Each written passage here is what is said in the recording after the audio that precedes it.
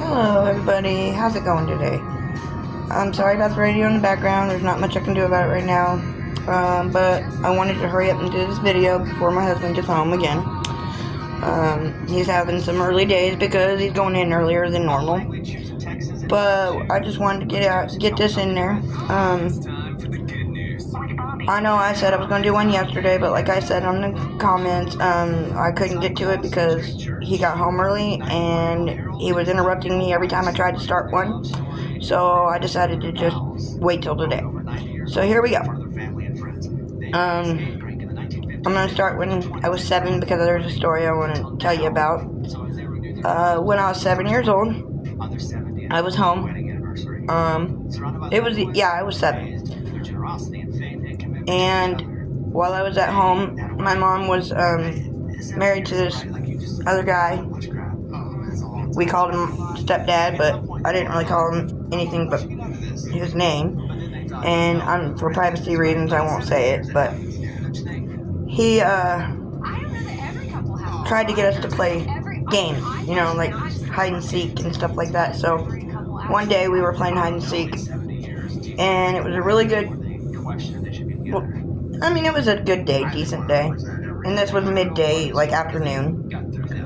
Well, we were playing hide and seek, and I decided I was going to, go hide in my room.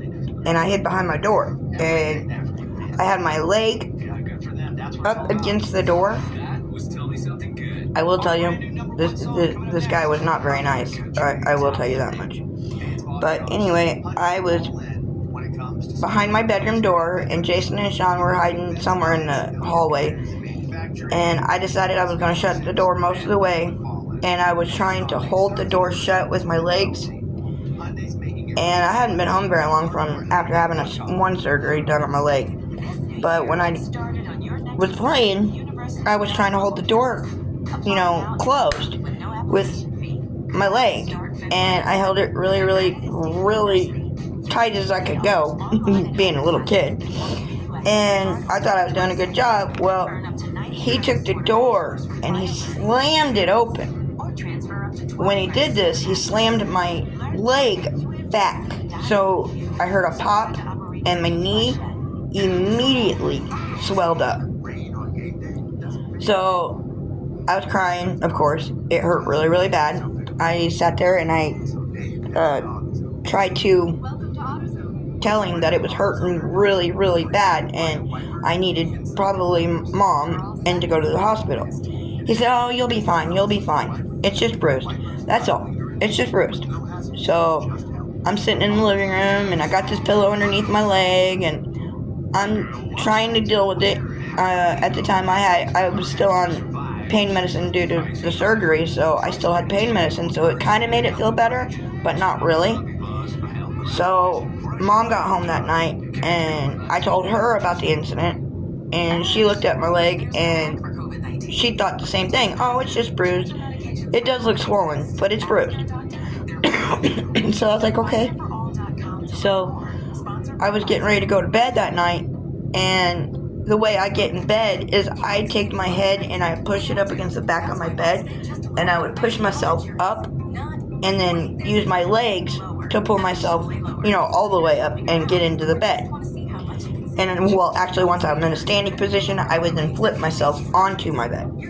Well, I couldn't do this that night. I couldn't even put no weight at all on this leg. But I had to. If I didn't, I was getting yelled at. So I used my other leg as much as I could to get myself on the bed. Went to sleep that night.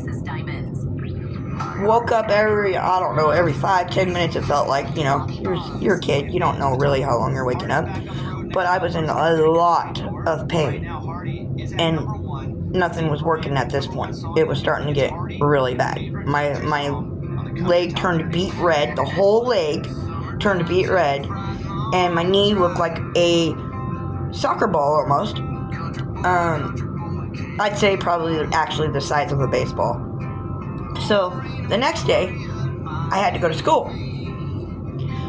I got dressed and I was wearing pants, so you really couldn't tell much except for the fact that it was swollen, and I couldn't put a shoe on it because my foot was swollen at this point now. Now you're talking knee all the way down to the foot, swollen, and beet red. My knee was purple, but the rest of it was red. I personally didn't think anything of it because I'm a kid. I'm not going to do nothing, but I did tell everybody that would listen that it still hurt. It was hurting really, really bad. So I got home from school, and I guess the school had called my mom to tell them that I was in tears at lunch because my knee was hurting. So my mom ended up calling my regular physician, which he was awesome. I loved him.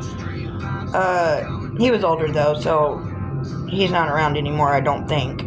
But his name was Dr. Olstad, and he was awesome. But anyway, she told him what was going on, and he told her to bring me in because it sounded like he needed to check it out. So she brought me in the next day. Now, I'm talking, we're now into 48 hours of pain. So I don't go there till about 3 or 4 o'clock in the afternoon. And when I got in his office, he took one look at my leg, went in his little office thing, because he's got like a little mini fridge and stuff in there, and he had an egg. He brought the egg out to the office and took the egg and literally cracked the egg on my knee, and immediately the egg started frying. That's how bad my leg was. Well, come to find out, if I would not have gone to that doctor that day and got admitted into the to the hospital for treatment, I would have lost my leg. I had a very rare bone infection. I don't know what it was called. It started with an O, osteo something.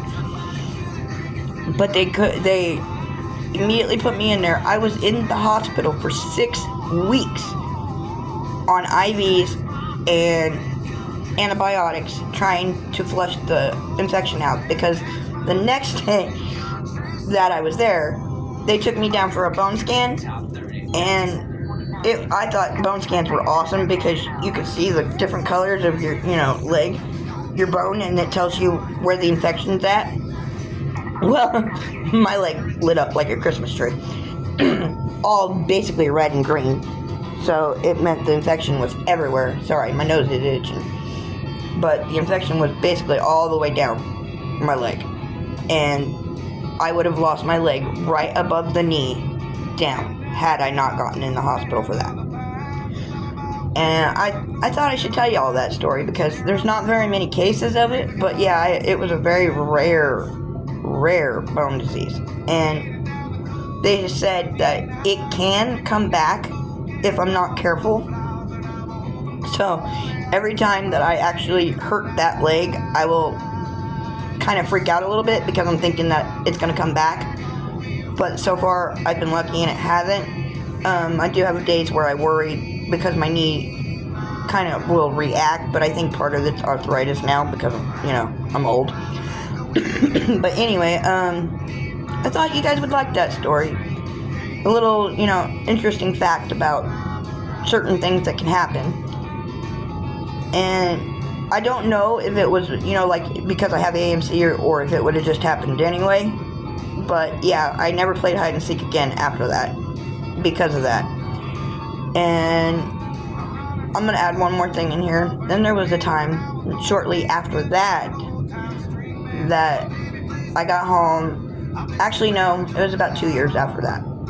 I was home, and my mom has this very big, huge rule that you have to make your bed and clean your room, and, it's all got to be spotless and everything. So I was cleaning my room, and I had somehow, I don't know how I did it that day, but I broke my toe, my big toe. And I actually think I got it stuck under the door, in the outside door. But I got it stuck there, and I broke my toe. And I think it was the first time that my mom actually understood what was going on, because I went to make my bed and I couldn't make my bed, and I was in tears leaning over my bed trying to make my bed because I'm walking on this broken toe, but I really didn't know it was broke.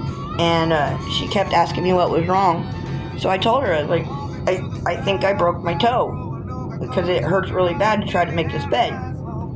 And that was the first time she told me I didn't have to make my bed in a very long time. So she told me to just try to stay off of it for a couple days and see how it goes. And then I ended up having to go back to the doctor for that because it was actually broke in my foot and toe. The bone underneath your toes, I broke that somehow. Don't know how, but I did. That was one horrible thing about being a kid with AMC. Every time I turned around, I was breaking something. I can tell you I broke my legs a total of 8 times a piece, my ankles twice a piece, my toes, every one of my toes have been broke several times, but my pinky toes, I have no feeling in them because they've been broke so many times. And another one is I've had 24 surgeries. I think I told you that once before, but I've had 24 surgeries. 23 of them were actual surgeries, and one was a redo of a C-section because I had 2 kids. So yeah, and I also wanted to say, I want to shout out and say thank you, General John, for your services. My husband's a vet too. I am a vet. I say I'm a vet. I'm not really a vet, but I did join the CAP, and to me, it was part of the military, so I consider myself partially a vet. But I could never say that I've done anything like you guys have done, and we really appreciate your services. But thank you. And then Misery Machine, shout out to you guys. Keep doing what you're doing. Another shout out to all my family. I miss y'all. I love y'all. And all of my supporters. Thank you. And please subscribe and please like.